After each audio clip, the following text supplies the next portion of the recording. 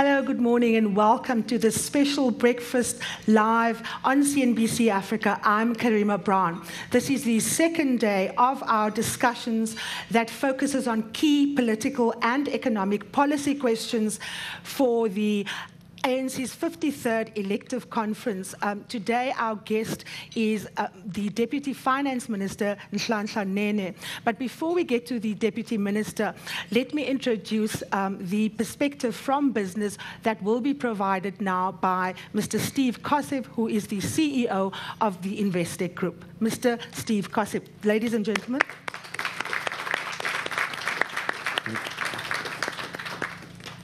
Good morning, everybody. I think that from business's perspective, there are a number of key issues that we would like to see come out of this conference.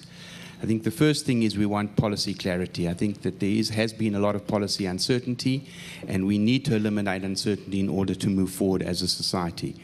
We also see that there needs to be a strong collaboration between business, labour and government. And if we get a strong collaboration between business, labour and government that focuses on economic growth and development, I'm sure that you'll see significant job creation.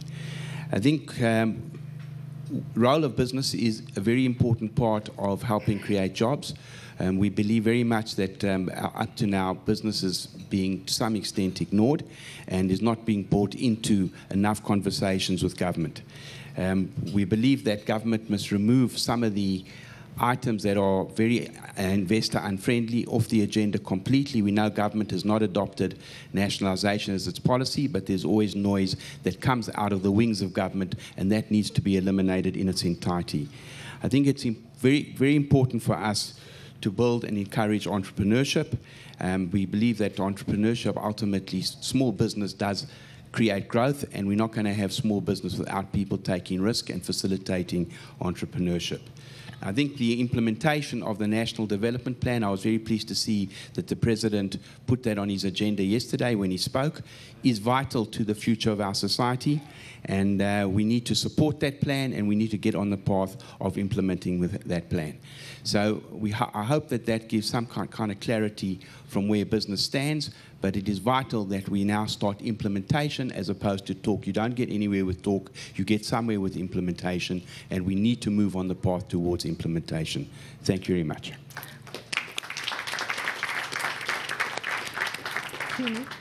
That was, of course, Mr. Steve Koseff. He is the CEO, rather, of the Investec Group. Next up is the Deputy Finance Minister, Mr. Nhlanhla Nene. His role this morning is to take us through some of the key tenets of the resolutions that were taken 5 years ago at that historic ANC elective conference in Polokwane that signalled a series of changes in the way in which the ANC government was going to look at the kind of climate in which business and investment had to be conducted. Ladies and gentlemen, the Deputy Finance Minister, Nhlanhla Nene.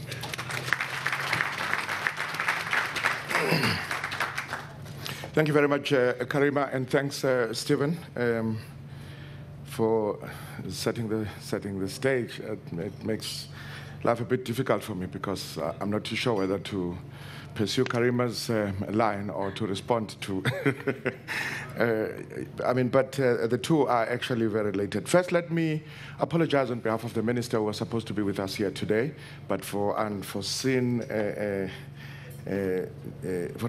situation, he actually just could not make it now. He will be joining us later in the day at the conference, but he was not able to make it for this very early breakfast. But good morning, ladies and gentlemen. But then you know what deputy ministers are for. I always tell people that. But a very good morning, ladies and gentlemen, or perhaps in the spirit of the circumstances around us today, I won't be wrong to say good morning, comrades and compatriots. At the heart of the ANC's transformation agenda is economic transformation, as we all know. The 52nd National Conference of our movement held in Polokwane in 2007 reaffirmed that the transformation of the South African economy, which has its genesis in the Freedom Charter, had the following as its goals. One, a thriving and integrated economy which draws, I'm just trying to remind you what those were, which draws on the creativity and skills of all South Africans, 2, increasing social equality and a growing economy. Then the two, as we know, reinforce each other. National prosperity through rising productivity brought about by innovation and cutting-edge technology, labor-absorbing industrial growth, competitive markets and thriving small business and competitive sector, as you earlier indicated, Stephen, that small business is critical. The progressive realization of socio-economic rights through fair labor practices, social security for the poor, universal access to basic services, and ongoing program to defeat poverty.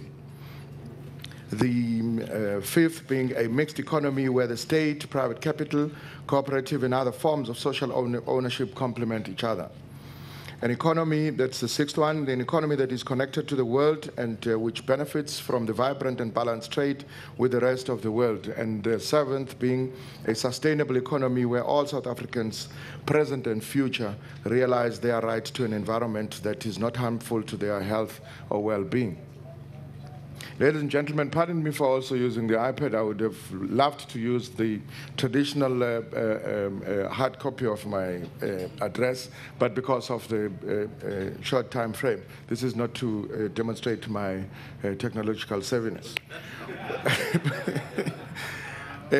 We still have, and we still live in a society, ladies and gentlemen, with distorted patterns of ownership and economic exclusion created by apartheid and the global and the colonial legacy on which it was built.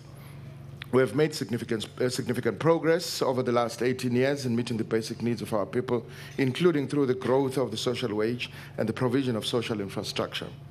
However, the redistribution of economic assets and the growth of job-creating industries have not met the expectations that we had at the advent of our democracy. The world we live in today is a very different world, and the economic conditions that prevailed at the time of our 52nd conference in 2007 are completely different. This government came into office in May 2009 as South Africa was also feeling the impact of the global financial crisis and the recession that followed it thereafter. This was the worst recession, as we all agree, that to hit the world in 70 years. More than 1 million South Africans, working South Africans, lost their jobs, and a socio-economic tragedy from which we still yet to recover from. Economic growth, which hit a high of 5% in 2007, fell to to a -1, to more than a -1 in 2009. And government's tax revenue fell by a staggering 61 billion rands. How did our government and this administration respond to this? Building on the resolutions of the Polokwane Conference, we took a number of important initiatives, among which, one, we implemented one of the largest fiscal stimulus programs in the developing world in the context of macroeconomic policy that remains sustainable and supportive of growth. As you know, we actually didn't have a stimulus that actually was in monetary terms, but we actually had to readjust our fiscal policy to be able to do that. We tried to minimize job losses and helped firms to cope with the recession. You'd recall we also had a similar engagement between government, labor, and business, where we came up with a framework that had to respond to the situation.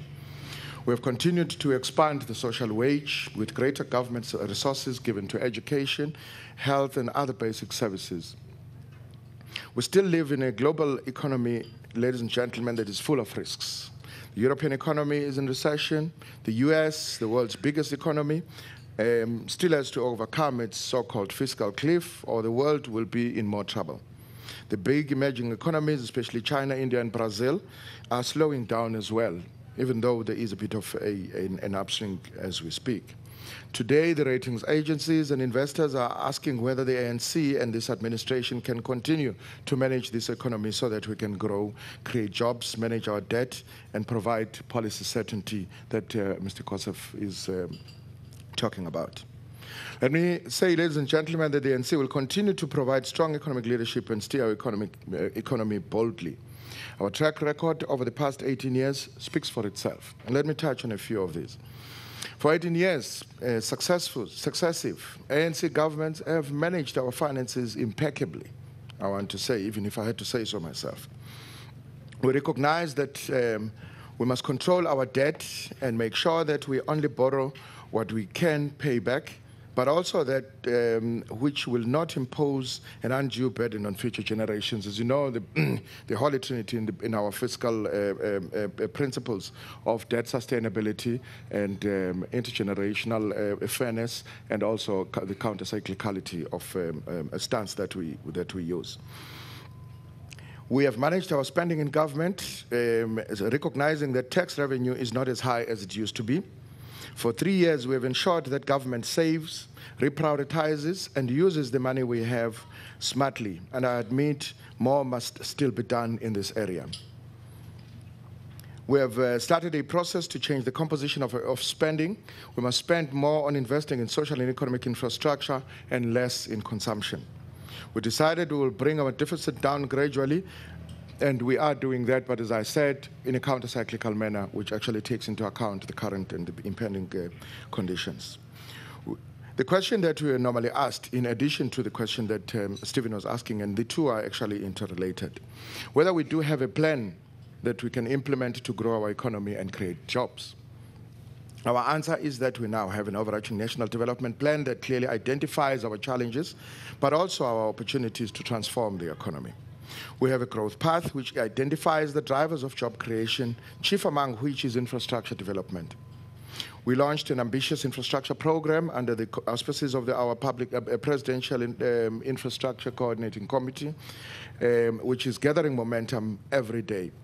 Large public investment in energy, ports, railway lines, and roads will help alleviate supply bottlenecks in the economy. Industrial and trade policies are active and well-resourced. These include the Industrial Policy Action Plan, the Manufacturing Competitiveness Programs, and others. We were able to bring business, labor, and other social partners together to develop a common plan of action on growth, job creation, and poverty alleviation. Building on the Freedom Charter's call for the people to share in South Africa's wealth, not in the form that Mr. Kosef says, the noises are out there. The ANC has developed and refined its economic vision over the last 20 years, informed by changing economic conditions globally and domestically, and enriched by its experience in government. In our document, Ready to Govern in 1992, in May, we referred to the need to strengthen the ability of the economy to respond to the massive inequalities in the country, relieve the material hardship of the majority of the people, and stimulate economic growth and competitiveness. At our 51st conference, held in Stellenbosch in 2002, we stated that the vision of the ANC, and I quote that one, has always been one of a prosperous, equitable, stable, and democratic society. This vision, we stated, ladies and gentlemen, is one of decent work and living standards for all. At the 52nd, I'm just trying to demonstrate, ladies and gentlemen, the consistency with which we've actually been able to take these decisions, and when after 5 years we meet like this, so that you understand that we actually are able, we mean what we say.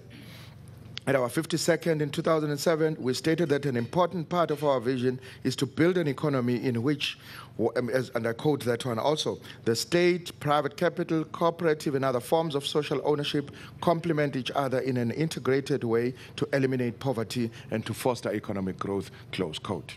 That's what we said in 2007. In terms of macroeconomic policy, ladies and gentlemen, the Ready to Govern emphasizes a number of things that respond to that. But as Karima has now indicated that I have not been able to live up to my promise, that she won't have to raise that book. But the public sector, ladies and gentlemen, as Mr. Kosef also said, cannot do this acting alone, and the goal of a sustainable acceleration in growth needs all of us together. Implementing this program will require that we unite all South Africans around our movement's vision. We must create a momentum for change that inspires all our people to put their shoulder to the wheel, as the President said. Yesterday, also the ANC will continue to provide strong economic leadership to steer our economy boldly, and as we do have. And let me quote the President's speech. He said, and I quote, "Central to that plan is our overarching national development plan, which clearly identifies our challenges, but also our opportunities to transform the economy, but build a thriving developmental state. Having a long-term planning blueprint creates certainty about where we are going and how we intend to go there."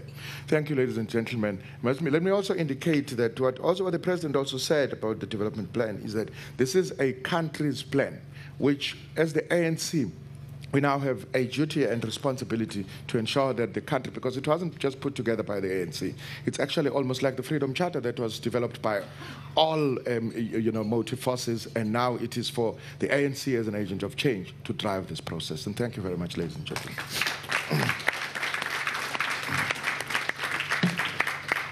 That was, of course, the Deputy Finance Minister, Nhlanhla Nene, explaining very eloquently there the key objectives of the ANC's policies that were adopted at the Polokwane conference. Now, of course, the 4,500 delegates that gather here today will be deliberating many of the policy recommendations that have been flagged at the ANC's policy conference that started in June. And, of course, there needs to be more discussion on some of these questions where final ratification happens. This is the highest decision-making forum of the ruling party. Deputy Minister, let me kick off and pick up on the question of the relationship between government and business. Many speakers talk to the need for government and business to cooperate for partnerships. If we look at the backdrop of Marikana, the downgrades that we've seen in the last 2 months, it did appear as if there was a growing chasm between business and government on how to proceed in this period and deal with some of the immediate crises. And of course, there was a lot of uncertainty generated by the internal processes that was happening in the ANC towards this policy conference and elective conference.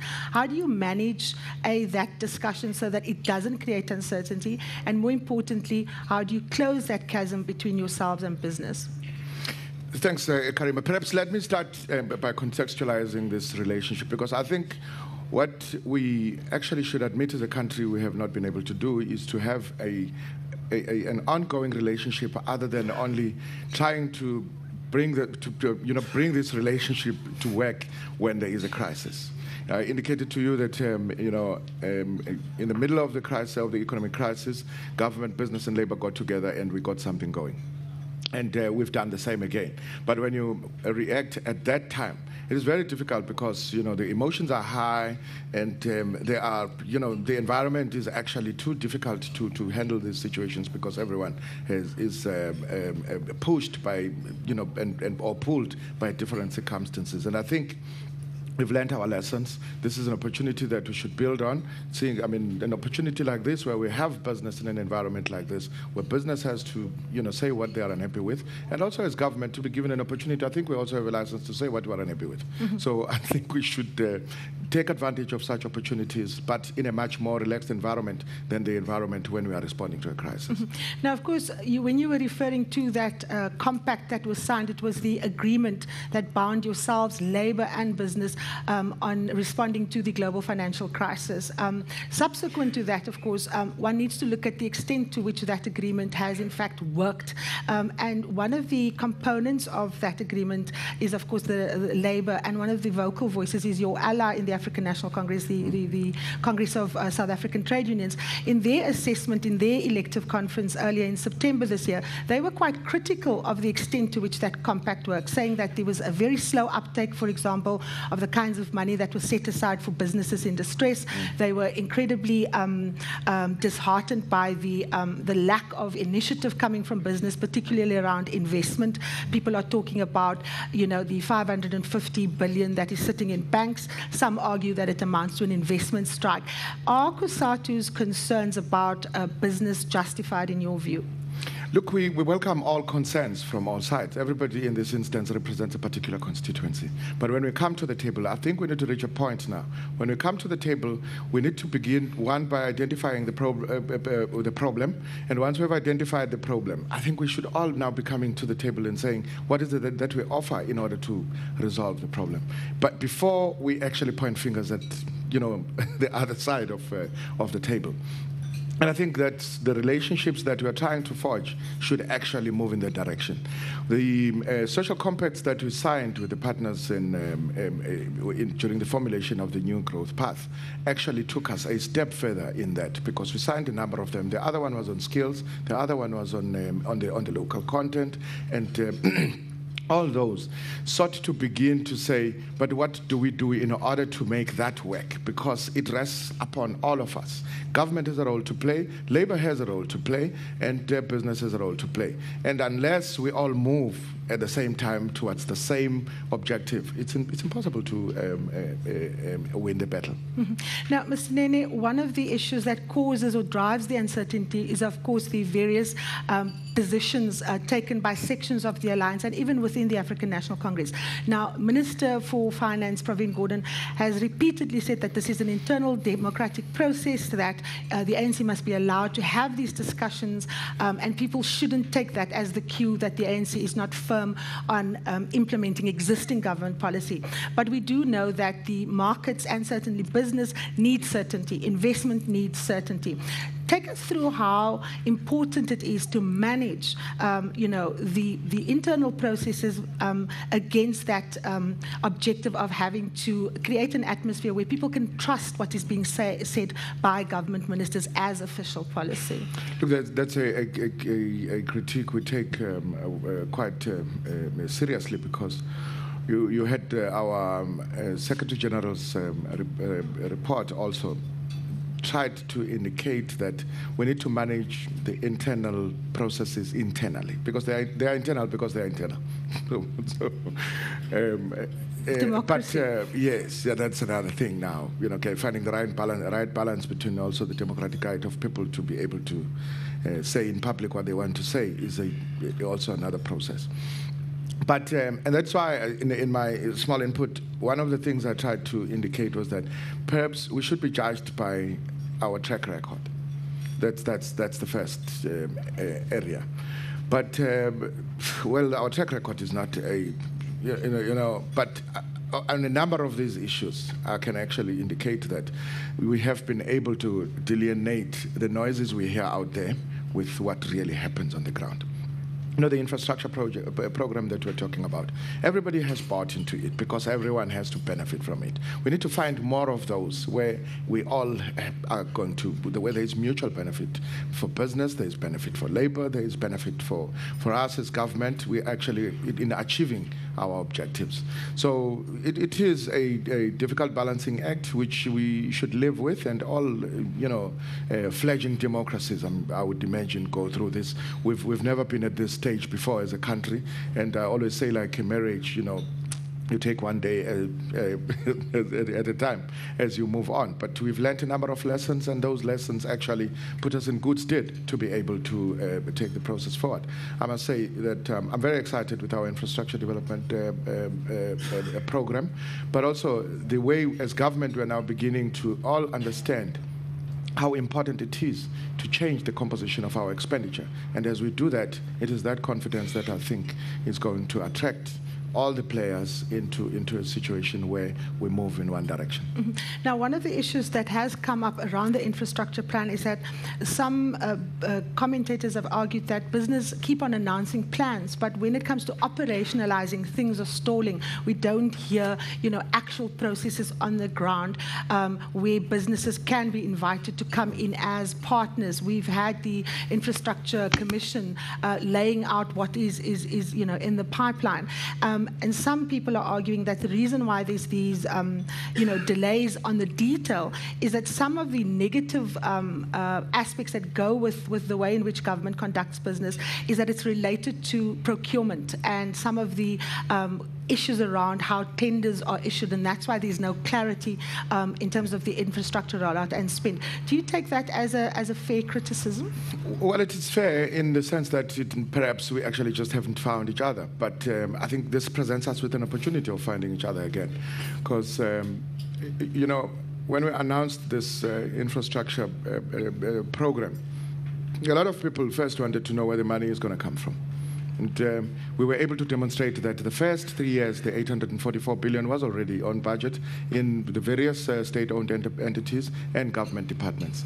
But what is now left for business, and that is why these partnerships are important, is to identify in which areas. The area of, the financial sector needs to lend to good bankable projects that we're getting into, where government and the private sector enter into.